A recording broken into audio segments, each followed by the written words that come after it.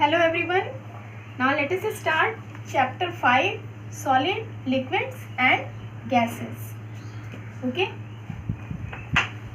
Before starting, we will discuss on the matter.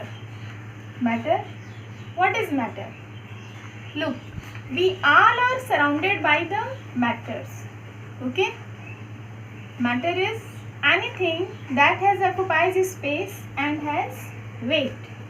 हम सभी चारों तरफ से मैटर से घिरे हुए हैं. ठीक है, हमारे पास में चाहे ये वॉल, डस्टर हो, पेन हो, copy, book, okay, any kind of thing, box, pencil, eraser, any kind of thing that is matter. इनको क्या कहते हैं? मैटर कहते हैं. ठीक है, मैटर क्या होते हैं? दैट ऑक्युपाइज स्पेस, जो जगह घेरते हैं, एंड हैज वेट, और जिनमें वेट होता है, भार होता है, ऐसे थिंग को क्या कहते हैं? दिस इज, इसको मैटर कहते हैं. Okay, if we matter broken, और you can say matter can be broken into molecules. Matter किसके बने होते हैं? मॉलिक्यूल्स के बने होते हैं. अगर मैटर को हम ब्रेक करें तो किसमें कन्वर्ट हो जाएगा? Molecules. And this molecules are very very tiny particles. ये बहुत ही छोटे पार्टिकल्स होते हैं. मॉलिक्यूल्स को भी हम ब्रेक कर सकते हैं. ये भी किससे मिलकर के बने होते हैं? मॉलिक्यूल किससे मिलकर बना होता है? एटम से बना होता है. ठीक है, और अब एटम्स भी कुछ स्मॉल पार्टिकल्स के मिलकर बने होते हैं. ठीक है, you will study in higher classes. These are proton and neutron. Atoms are the building blocks of matter. ठीक है, सपोज जैसे किसी दीवार को, किसी वॉल को बिल्ड करने के लिए एक एक ब्रिक्स को हम लगा करके पूरी वॉल तैयार करते हैं, है ना? तो ऐसे ही एक पूरे मैटर को, किसी चीज़ यानी मैटर को प्रिपेयर करने के लिए हम एक एक एटम को ज्वाइन करते हैं, तब जाकर के पूरा मैटर की वॉल प्रिपेयर.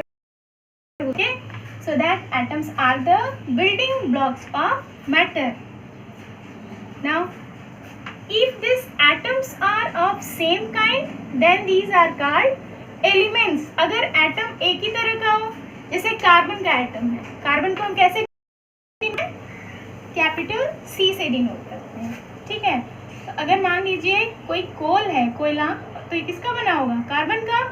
तो इसमें केवल कार्बन, यानी एक ही तरह के, अगर इसमें एटम्स, इसको एटम कहते हैं, इसके एक ही तरह के एटम प्रेजेंट है, तो ये क्या फॉर्म करेगा? एलिमेंट फॉर्म करेगा. Okay, but atoms of different kind of, लेकिन अगर ये जो अलग अलग एटम्स हैं, अगर एक कार्बन है और दूसरा ऑक्सीजन है, ठीक है, CO2, कार्बन डाइऑक्साइड, इसमें कार्बन का भी एटम हो गया और ऑक्सीजन का भी एटम हो गया. ठीक है, तो इस तरह से ये दोनों कंबाइन होकर के जो फॉर्म करते हैं, इनको कहते हैं कंपाउंड. क्या कहते हैं बेटा? कंपाउंड कहते हैं. जैसे वाटर का एग्जांपल लेते हैं. वाटर का फॉर्मूला क्या होता है? H2O. H stand for hydrogen and O stand for oxygen. Okay, hydrogen के आगे 2 लगा है, मीन्स इसमें हाइड्रोजन 2 एटम्स इंक्लूड होते हैं, और ऑक्सीजन का एक यानी 1 एटम इंक्लूड होता है, तब जाके एक 1 मॉलिक्यूल ऑफ वाटर बनता है. ठीक है, तो इसमें देखो, इसमें हाइड्रोजन अलग एलिमेंट है और ऑक्सीजन, अगर different kinds of atoms combine होंगे, एक दूसरे से जुड़ेंगे, तो ये क्या फॉर्म करेंगे? कंपाउंड. तो ये क्या बन गया? कंपाउंड बन गया. ठीक है, ऑक्सीजन है, अगर ये एक ऑक्सीजन का एटम है और ये दूसरा ऑक्सीजन है, तो दोनों मिलकर के क्या बना लेंगे? O2 बनाएंगे ना. तो इसमें same kind of atom include है, तो ये क्या हो गया? एलिमेंट. और इसमें डिफरेंट काइंड ऑफ एटम्स हैं, तो ये कंबाइन होकर क्या बनाएगा? कंपाउंड. ठीक है, तो इस तरह से ये हो गया element and compound. Now matter, you know, the matter has 3 physical states. How many states of the matter? There are the 3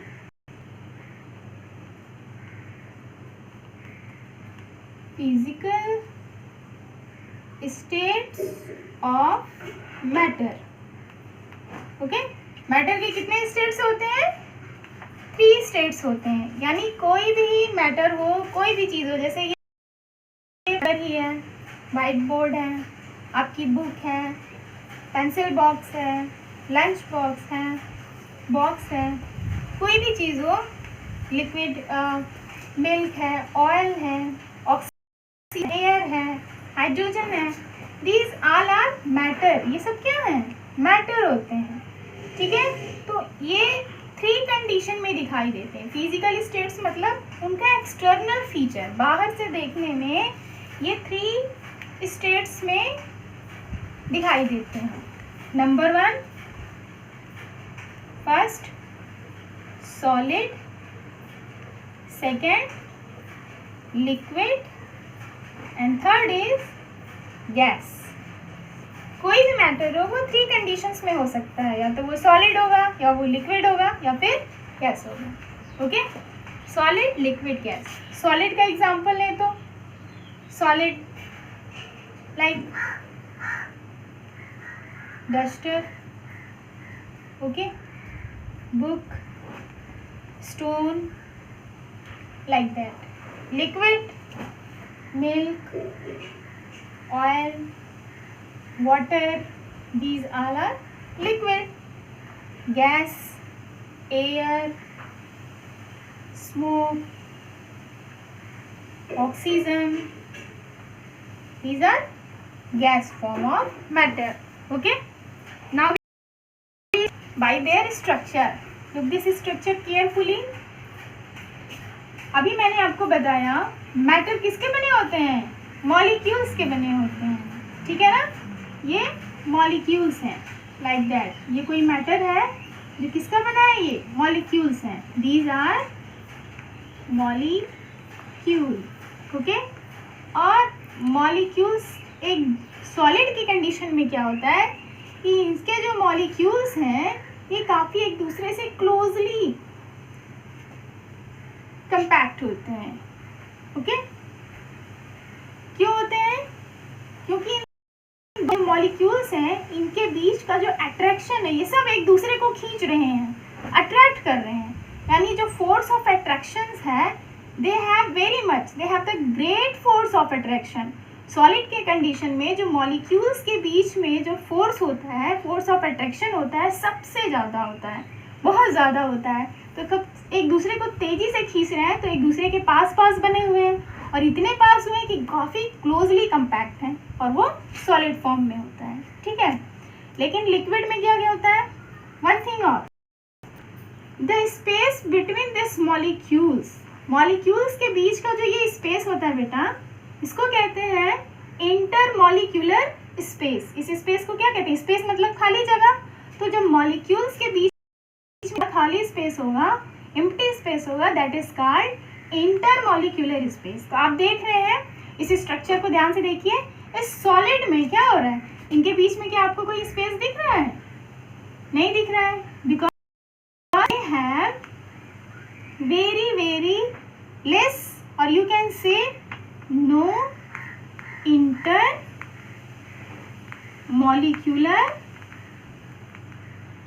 space. Solid की कंडीशन में क्या होता है कि इनके मॉलिक्यूल्स के बीच में कोई स्पेस नहीं होता है, या बहुत ही कम होगा, वेरी लेस। ठीक है, but in condition of liquid what happen?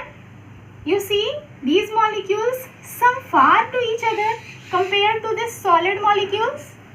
Okay, means they have some intermolecular space between or among this molecules. They have some intermolecular space.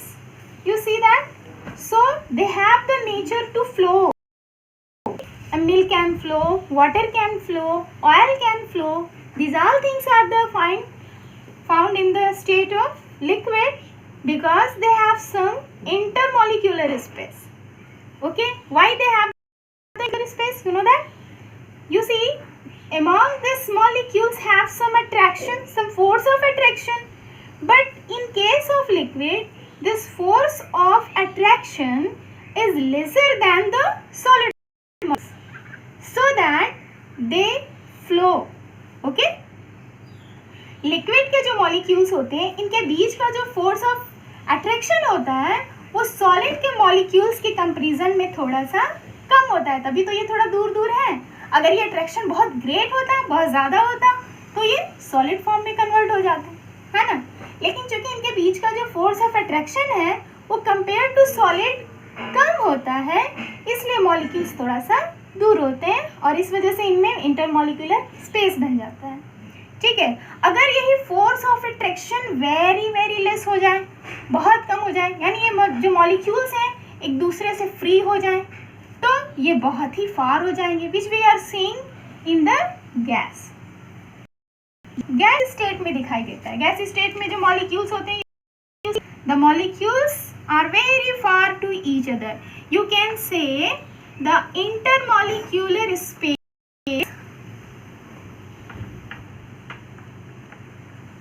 more intermolecular space is found in gas state.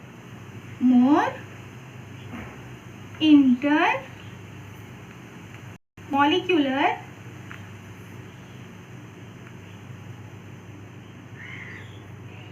space is found in gas state. You see, they are very free, so their molecules are moving here and there. Okay, they are moving too much, they are very far to each other because of they have very very less force of attraction. You can say none attraction among them. Okay, so that the molecules are very far to each. Okay, so that condition is found in the gas states of matter. So there are these three physical states of the matter, that is the solid, liquid and gas. Okay, ये 3 states पाए जाते हैं matters में, solid, liquid and gas. Okay, now again come on the solid. In solid state you see the molecules are very very close to each other. Means they have the attraction very much, they have the great force of attraction, so that they are very close. So this condition, they are hard in nature. Okay, how they are hard in nature, they are rigid and so that their shape is very definite shape.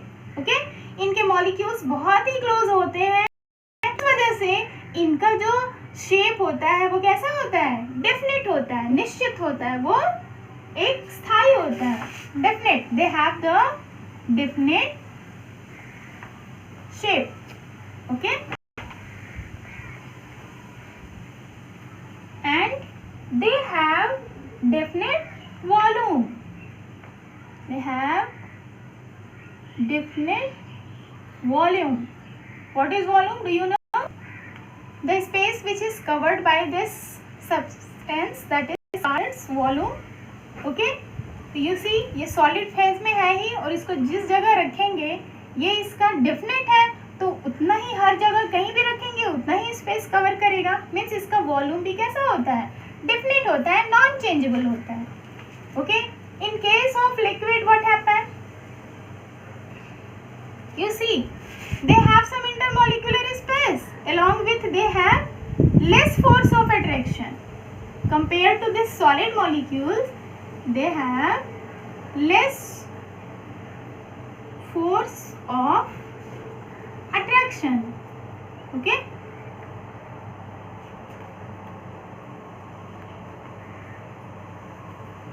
Solid के comparison में इनके जो molecules के बीच में force of attraction है वो कम होता है.